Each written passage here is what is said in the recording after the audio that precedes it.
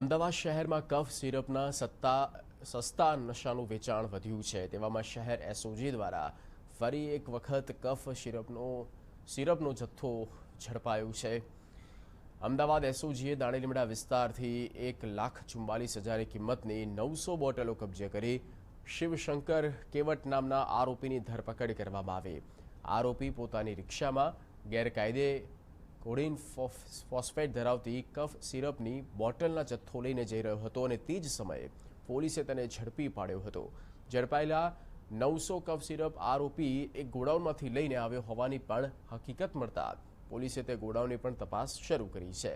સાથે જ જે આરોપીને આ જથ્થો મોકલવાનો હતો તે આરોપીના મોબાઈલ નંબરના આધારે તેમની શોધખોળ કરી છે।